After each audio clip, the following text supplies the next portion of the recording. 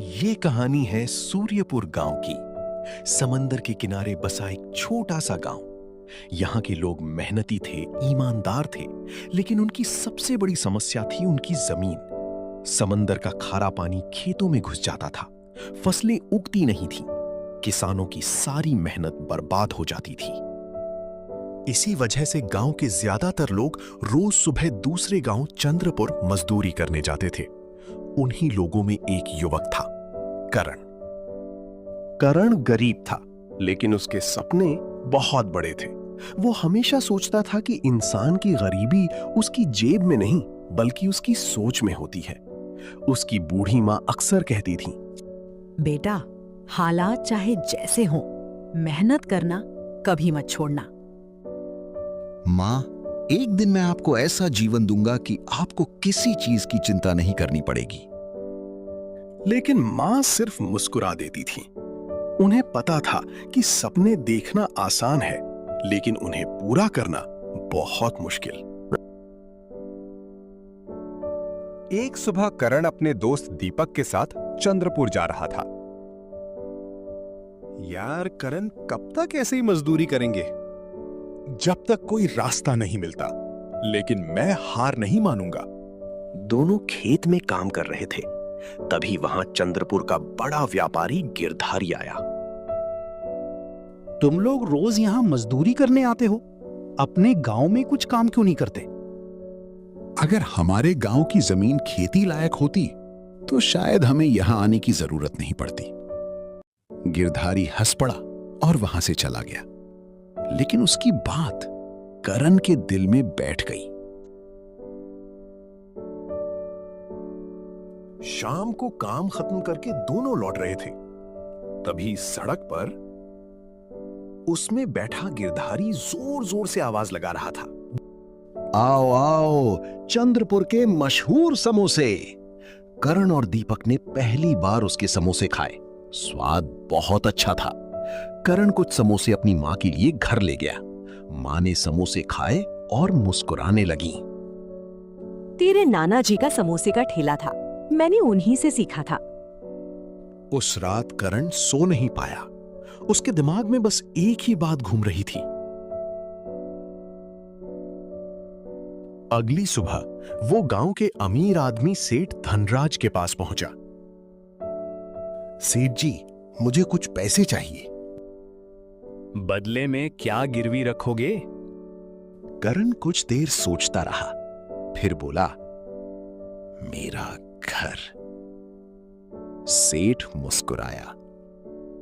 ठीक है, लेकिन समय पर पैसे नहीं लौटाए तो घर मेरा। करण ने हामी भर दी।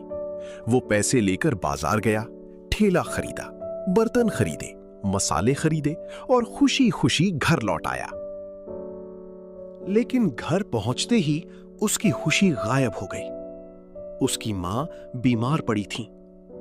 डॉक्टर को बुलाया गया। अब इनसे ज्यादा काम नहीं होगा, इन्हें आराम की जरूरत है। करण के सपने टूट गए। समोसे कौन बनाएगा? कर्ज कैसे चुकाएगा? घर कैसे बचेगा?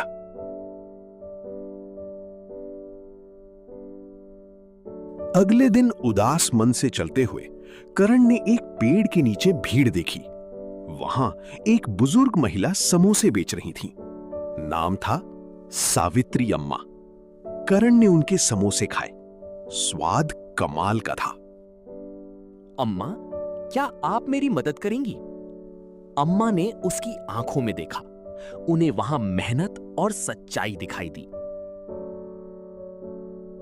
अगले दिन उन्होंने अपनी बेटी काव्या से बात की।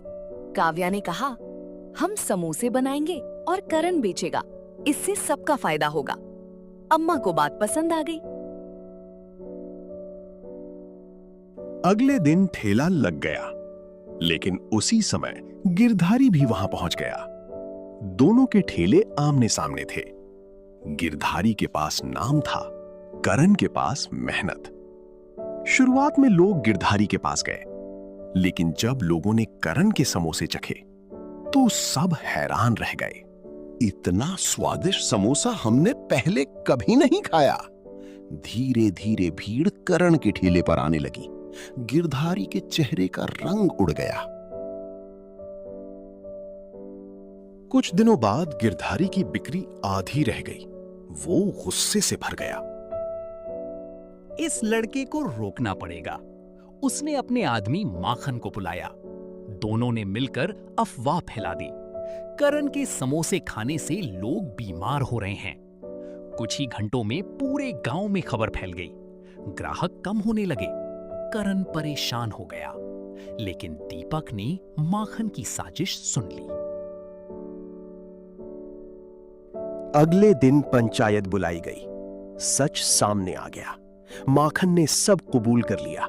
पूरा गांव गिरधारी से नाराज हो गया। ईमानदार मेहनत का मुकाबला धोखे से नहीं किया जा सकता। गिरधारी शर्मिंदा हो गया।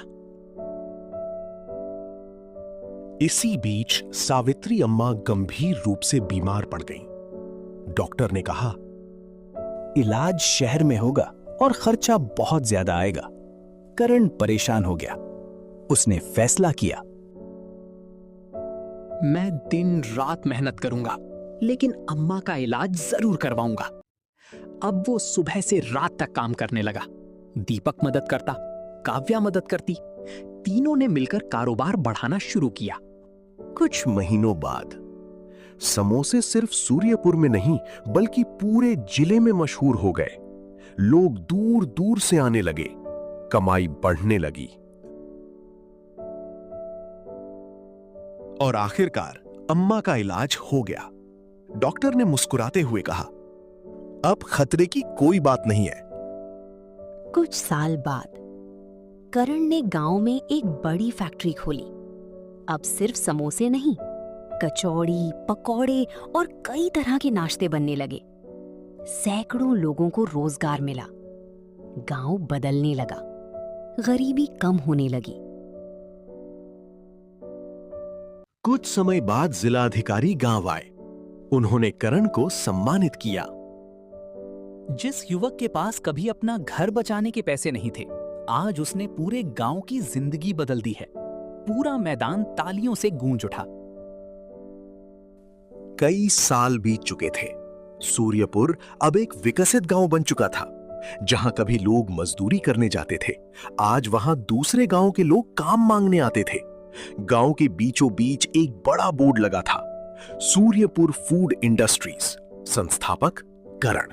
जिंदगी में हालात कभी हमारे अनुसार नहीं होते, लेकिन अगर हौसला मजबूत हो तो इंसान हालातों को अपने अनुसार बदल सकता है।